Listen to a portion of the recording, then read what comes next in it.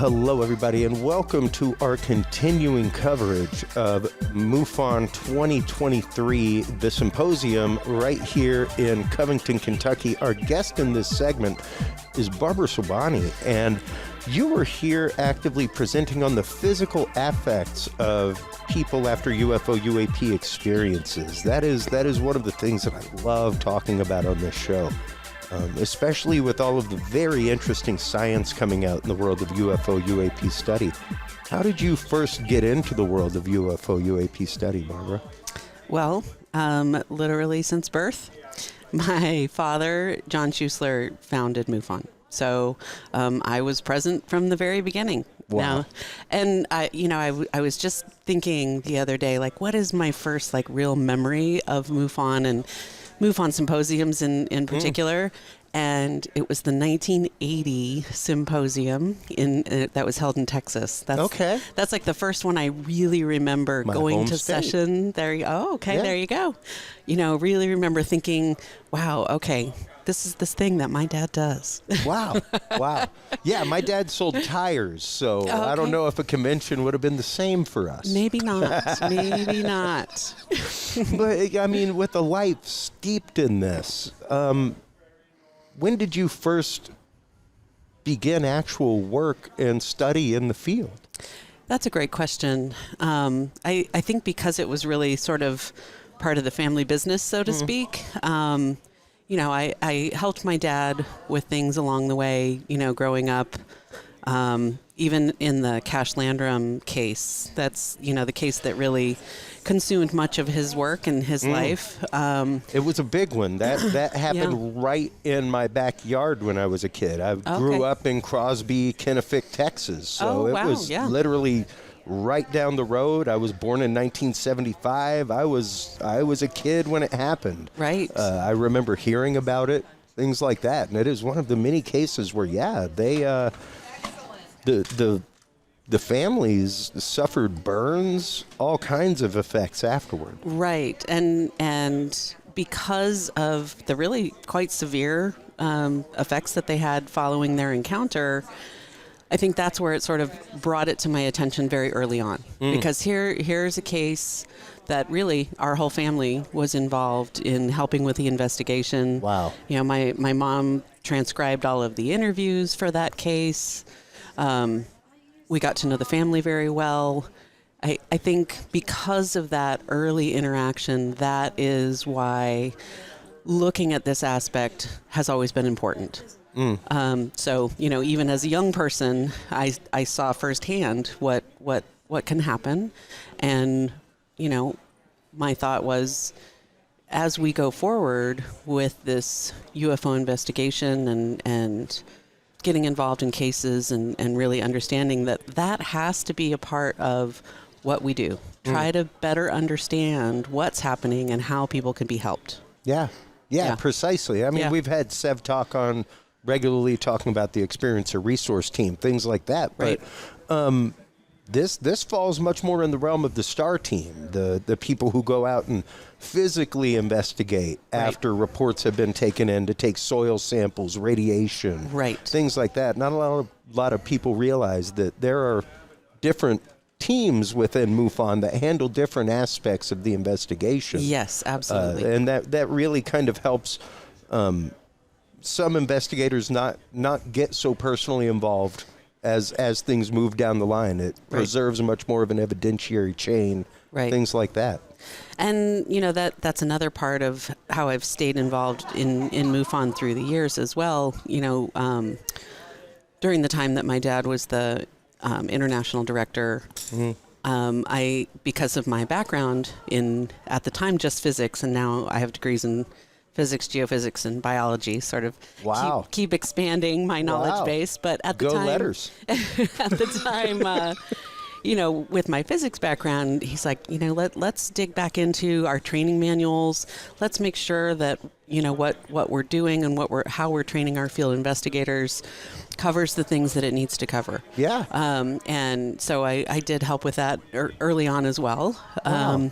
So I've always been doing a lot of behind the scenes. Fingers in a lot of MUFON pies. lot of behind the scenes work. Well, Absolutely. Let's get into specifically the Cash Landrum case, because once again, that one being in my backyard as a kid has always fascinated me. And I didn't even realize till Texas UFO Con last year, Nick Redfern gave a talk on the associations between the Cash Landrum case and Rendlesham Forest. They both happened on the same night. Right. And I never knew that, never realized it, and had never really heard the hypothesis until that point that it was possibly an alien reproduction vehicle gone wrong, which would fully explain the 10, 12 military helicopters that were closely following it. Right. Actually, there's 21 total. Yeah. And and materials spewing out of the craft, things like that. So let's get into the case a little bit. All right, so you've alluded to a couple really important details about this case. These three folks were just driving home, in an area you're familiar with. So long straight roads. It's pretty country, yeah. Really out there, there's nowhere to go when something happens. And so as these folks were driving down, and Colby in the back seat was like, "What's that?" And Betty and Vicky were chatting and, whatever. And then they realized Colby was starting to get really upset. And they looked, and then they saw there's something coming down over the road. And so that's when they stopped. That's when Betty got out of the car, and that 10 minutes or so that she was out of the car and that they were in close proximity to this craft of whatever origin it was. Yeah. It changed their lives. And, that was a big part of really trying to dig in and figure out what it was. Is there someone that can be held responsible or not? That was a big part of the after investigation and the work that my dad did. And it does appear that the craft was malfunctioning.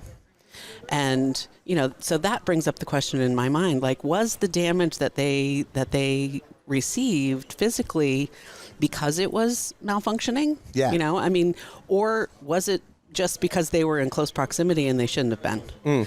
But the fact that there were 21 helicopters present in even closer proximity to the craft than these folks, most likely there were effects of those pilots as well. Oh, absolutely. And so if what appeared to be sort of these helicopters were trying to shepherd it out of the area. Yeah. And then there was pretty good tracking that this object had moved along and then moved off into the Gulf, and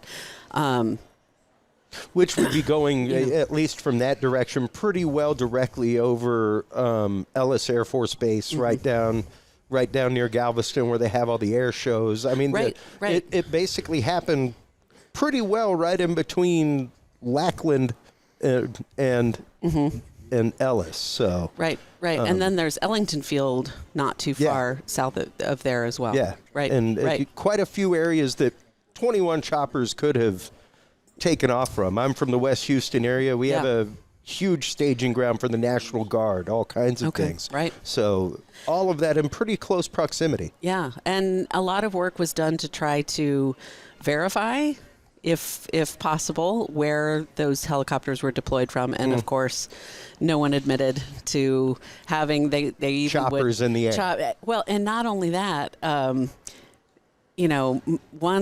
of the folks that my dad talked with, told him, "Oh, well, we don't deploy our choppers at night ever." He's like, "Really? How do you do a nighttime training exercise?" Really? Yeah. Yeah. We only chopper things during the day in the military. Right. And yes, it's just silly, right? That's ridiculous. Just silly. Ridiculous. Like, you can't. But I think they were hoping, we'll tell them this and they'll go away. Yeah. Right, and not worry about it. But finding help for Betty, Vicky, and Colby, that was, I mean, yes, there's a lot of question about the incident itself and the craft and what happened, but ultimately these folks were injured. Yeah. And there needed to be some accountability. Well, and it came down to a mountain of physical evidence, burn marks on the road, dead trees, all kinds of things, melted asphalt, injuries to them, radiation burns, and and physical effects to the car. I mean, there was lots. This is a case, and I think that's why it really stood out in so many ways. There's just an immense amount of physical evidence. Yeah, really, one of the only cases prior to that. I mean, there was, of course, Pascagoula, things like that beforehand, but Betty and Barney Hill was really one of the only ones with that much physical evidence. Right, absolutely. And the physical evidence, even going into his life later, going into Colby's life, he was affected for years. Yes, absolutely. And if I'm not mistaken, that actively led to a lawsuit, correct? Yes. So I mean, this was far before the Area 51, you've been burning materials near our city lawsuit. Right. Where people first sued the military and said, hey, you've been burning stuff and it's been hurting us. And they had to admit Area 51 existed. Right. And I mean, unfortunately, the lawsuit was not successful. There's a lot of powers at work there. But we have documentation from like one of the memos from the Air Force that we received. It clearly says these folks were exposed to radiation. And here's their physical effects. And but it didn't go the next step to say, well, yes, and we were involved, and we, it just says, okay, here's the report. Yeah. Here's what happened. But they made it clear, like, yes, these folks were injured. They were exposed to radiation. Wow. And how did that, let's get into the affect of their life afterward, because it's always hard for any experiencer, but when it's been a physical experience like that, it compounds things in a different way. Absolutely. I mean, really, all three of their lives were changed forever. Prior to this, Betty was, she was a business owner, very, she's a tough lady, And after the incident, based on her level of illness over the years, it completely changed her life. She no longer could run her businesses, and it changed her. I mean, clearly the immediate after effects of the exposure were very severe. Chunks of hair falling out, blisters all over the body. Nausea, all of the things that really an intense extreme radiation poisoning. Right, in an intense dose of radiation. She had all of those symptoms just following. Were they able to tell what kind of radiation? And that is the interesting question, and one of the things that my dad tried to pull in as many specialists as he could to try to help figure that out. Sure. Because at the time, there were not other cases where you had this sort of really direct correlation. Very visceral. Right. And extreme amounts of physical evidence that you can tap into. Right. So, between the physical effects to the witnesses, the physical effects to the car, the dashboard was melted. Yep.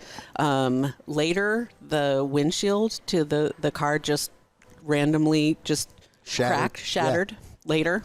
And then the road, as you mentioned, so the road was melted, and then not very long after that, Texas Department of Transportation came and removed that whole section of the road. Cleared it all out. Yep, removed the section of the road. Amazing how fast they did that, but all the surrounding roads are still under construction. Right, exactly. Still, like I'm almost 50 and they're still under construction over there. Yes. So, absolutely. Yeah. And now, Colby, let's get into him a little bit, because he was very young when this happened. Correct. Are you still in contact with Colby? Do you? My dad is still in contact with Colby. And he kept in touch and actually pretty close contact with all of the folks. Of course, Betty and Vicky have both passed, but he is still in contact with Colby. Wow. And how has his life come about from this? Well, I mean, again, it changed him. From he was a boy that loved to be outside, loved to, run in the woods and do the things. And then after this event, that just all changed. And then, of course, physically, the effects of this exposure changed him as well. And for a lot of his life, and he's still a very private person, and it's really for us as a family, it's been more about, making sure that they're all right. And protecting their privacy as much as they want. And, it's tragic. Yeah. And like I said, these folks are changed forever. Yeah. And that is the experience that I hear more and more and more. I've interviewed tons of people, and I don't know anybody that their experience started out like a song, where it was a great experience. Right. It starts out like a Disney movie, like first 5-10 minutes or something bad may happen. Right. We're going to change and evolve throughout the story, and we will end on a happy note. But so many people with experiences, it shakes them to the core. Right, Barbara. Right. Have you ever had an experience yourself? Certainly never an experience like that. Sure. The only experience I've had was sort of just, an unusual light in the sky that I knew for sure was not, I'm a trained observer in terms of the night sky. And physicist. So, and I've spent a lot of time outdoors, a lot of time looking at the sky, a lot of time helping others learn about the night sky, do a lot of, that type of work with astronomy. And, I did have, I was walking home at night, late at night, looking at the stars, and there was very, very high altitude, very fast moving red object that I crossed all the way across the sky. Wow. So, and, that was it. It wasn't anything, but it is one of those things like, I know all of the things that was not. Yeah, precisely, which is really the important thing, to know what it's not. Right. And that we on this show, I mean, I explain to people all the time, I could probably sit down and talk with people about conspiracy theories all day. I prefer to get down to nitty gritty and start breaking things apart and really demystify topics for people and try to make it to where it is explainable and palatable for everybody. And this is one of the topics right now that has finally been busted open in our country. Right. We finally have a dialogue going on it. It's no longer a point of ridicule the way it used to be. Right. Even last year with the symposium being Friend or Foe 1.0, how did the media treat things? Now it's Friend or Foe 2.0. How is the military and the media treating things? Even the recent whistleblower testimony where they thanked the media for their hand-in-hand cooperation. And it was like, wow. Like since 47? Right. Right. But even then, it's one of those, in 47, we were still in full trust of our government. Sure. We didn't have things like the Pentagon Papers yet showing us that we got into Vietnam illegally. We didn't have things like if Iran-Contra happened, our grandparents would have demanded heads. Right. They would have ridden people out of town and out of their jobs on a rail if that happened. Right. And it's interesting to see that conversation now open, to see the media using terms like UFO denier. Right. And it is a huge shift. And again, even thinking about, how open can investigators be? I mean, MUFON is not my full-time job. No, right? It's nobody's full-time job. Everybody's volunteer. Right, exactly. So being able to be involved, be open about being involved. That's right. And push for more investigation, more support, more, and for particularly for cases like, the Cash Landrum case, it was still the giggle factor back then. Right? Like any kind of suggestion that was a UFO that harmed those folks was, it can't be that. But maybe it was, and maybe it wasn't. Sure. I mean, at this point, we can't tell, and we don't know. At that point, the government was doing a lot of things trying to make nuclear-powered aircraft, all kinds of stuff. Right. So, it could have been, and so it's not really about that. But that giggle factor impacted how folks took them seriously or not. How doctors took them seriously. Absolutely. Everything. How doctors, which is why, it's important for the investigator to know, okay, these are the folks that I need to go to for these specialties. When these kinds of things happen, I need to put these people in touch with the folks who are going to take them seriously. Yeah. Right. And know how to follow up. Absolutely. Absolutely. Right. And that is the two of the things I hold and talk about all the time about MUFON on this show is all volunteer. Yep.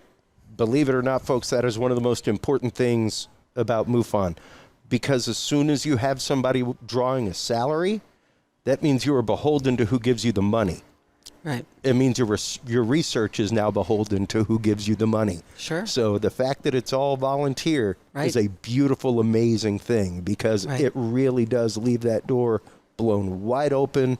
You are not beholden to anyone about the data that you put out, and that's awesome, because I mean, good God, what was it, the head of Princeton that just retired? It was either Princeton or Caltech, because he had loaded six or seven studies that came out of the university. It came out that wasn't fully the case, but even the appearance of impropriety destroys those studies. Right. And destroys the fact of those studies. Right. And to think that he did that for whoever was sponsoring those studies to make sure that data came out the way that they needed it to come out, which is all too often the case with studies. Right. And so that's that, to your point. I mean, that is why, I've stayed involved with MUFON all of these years because of that, right? Yeah.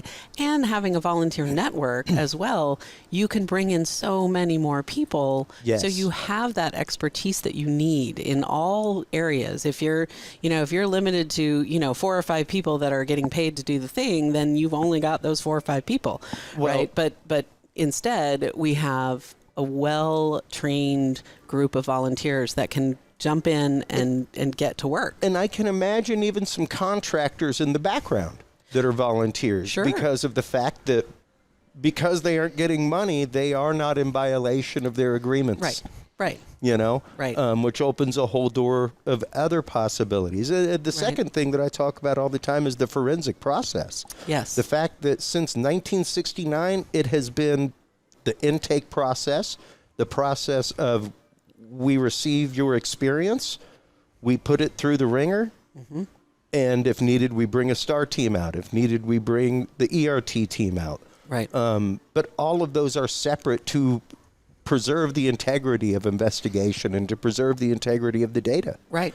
And the folks who volunteer to become field investigators, they go through a very rigorous training process. I show it on air every time we talk about it. I don't have it with me, but it is 3 fingers thick, man. Yeah. It's 3 fingers thick. Yeah, absolutely. It goes deep into a lot of stuff. Yep. And, and we're even thinking about, as MUFON is evolving and moving forward, and as the phenomena is evolving, what more do we need to do? What other types of trainings do we need to provide for our field investigators and for our state directors and for all these folks that are doing these amazing things for MUFON? Yeah. What does MUFON then need to be doing to help keep them current and as up to date and as informed as possible? I mean, we already do a lot, but there's always more. There's always more tons that you can more. do. Like most people do not realize the first congressional panel that happened, the majority of questions came from either MUFON cases or were curated from MUFON. Correct. Right. It was a lot. It was a huge amount. And my next question was actually going to be, because of the current climate and things that have changed, How will that be changing the way MUFON investigates? Will it be bringing about new forms of investigation or new channels being opened up for you guys? Well, something that actually is a huge step forward for MUFON is we now have our own lab that is very well equipped to do all sorts of investigation, because that's been something over the years, and we've been working on developing this lab capability for quite a while, but finding in the past, finding labs that would do an analysis of trace samples of whatever types of analysis need to be done. Yeah. Are we going to get that sample back? Are we going to, which is all too often the case, where it's like, sorry, got lost in shipping. Right. Randomly. It made it here, but it never made it back to you. Right. And you may or may not get the analysis of said sample. So by having that as an asset for MUFON, again, all volunteer run, but we've been able to outfit this lab thanks to donations from folks. And we now have a really state-of-the-art way to deal with trace evidence, which is amazing. So I think that's going to be really important moving forward, because the more data-driven that we can be with investigations, the better. Absolutely. Yeah. Absolutely. One of the things I bring up regularly is the idea of how people are affected by their experience, especially physically affected. The work of Kathleen Barden specifically, going into how people are spiritually changed, how people come back and they are healed from things. They come back and can even help heal other people. That is really remarkable to think about. And even all the new physics that we are discovering, the concept of parallel dimension, all of these things. And for me, it's the idea of a magnet near a watch. I don't have to hold a really powerful one near there to affect and permanently affect the gears that are in there. Sure. And if you get around any high order radio signals, things like that, they can affect you. Right. So for me, it's the fact of vibrational technology that may be used in this to be able to cloak, hover, gravity defiance, things like that. That is very, very high order, high static field, things like that can affect you for a long time. And that was something that interested me and still interests me in trying to see, all right, looking back at historic cases in particular, from the reports that we have and from data that we have from some of those historic cases, can we start to glean trends in what has happened versus what is happening now? What kind of connections can we make? And we may not have all of the data that we need, but we have so much historic data that I think it's really important to start looking at that and start trying to connect the dots. Because, has there been a change in the type of technology that's visiting? Maybe there has. Oh, right? Sure. And it would make sense. So can we see that? Can we see that in what's been reported, in how it's been affecting people, how it's been affecting, other types of trace evidence? And does that give us clues about technology? Even the familiarized phenomena around it. Right. The idea that in the last many years, sightings of cryptids and UFOs going up, paranormal experiences in UFOs going up, experiencers experiencing paranormal events after. Sure. It's interesting to think how interconnected they may all be. And I think that's important. It's an important thing to pay attention to the wide range of phenomena. Yeah. Right? Because if you I'm only going to look at this one little piece of it, you're probably going to be missing half of what's going on. And even the idea of Grush in his testimonies saying, non-human intelligence, it takes it out of the box. Right. The problem is it's been in a box for so long. Sure. All of these things have been wrapped into a box called Kleenex. when really they're all different types of tissue. Right. There you go. And like I've heard from so many experiencers, after their experience, it's like they've realized that they've been living their life in a box. And after their experience, wow, I never knew this world was outside of this box that I lived in. Right. You know, and they are connected with the world and with people in a totally different way. It's remarkable to see the change. So, Absolutely. thank you so much for all the work that you've done in the world of MUFON, and I'd love to have you on again and again to talk about updates and technology, because there's my God, a whole world of technology that so many people are not aware that's coming out. I have a knowledge vault on my website full of declassified government documents, patents, all kinds of things. The fact that a year and a half ago, Lockheed Martin put out a patent for an F-16 nuclear reactor, or a nuclear reactor that fits inside of an F-16 platform, smaller than your car.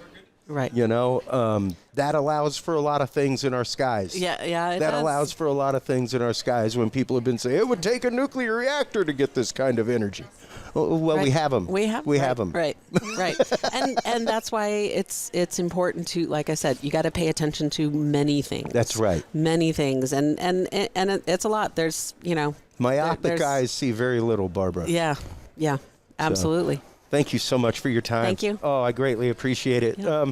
Let everybody know where they can keep up with your work, where they can go to join in with MUFON, help out, where they can come and help you and help provide evidence. Yeah, well, definitely MUFON.com. If you have a sighting, please report it. You know, please report it. That allows us to gather that information that we need to help. Your report may confirm somebody else's report, folks. I mean, even 20, 30 years down the line, report it. Absolutely. Even, yes, if it's something that happened a long time ago, go in and report it. Yeah. That is the first, if something's happening, that's the first thing I do is go in and check, okay, what else has been reported? I cannot wait until you guys start leveraging the world of AI with your database. Right. Oh my God, the things that are going to pop out are going to be phenomenal. So keep your ears tuned, folks. The world is changing around us every day with this topic. While you're online checking out everything from MUFON at MUFON.com, make sure to stop on by CuriousRealm.com. That is where you can find all the episodes. Like, follow, subscribe, share. That's where you can find the Curious Realm store. CuriousRealm.com/store is where you can buy all of the books from our authors and researchers that we have here on the show. Stay tuned after these commercial messages. We will be right back with our continuing coverage of MUFON Symposium 2023 from Covington, Kentucky, right after this.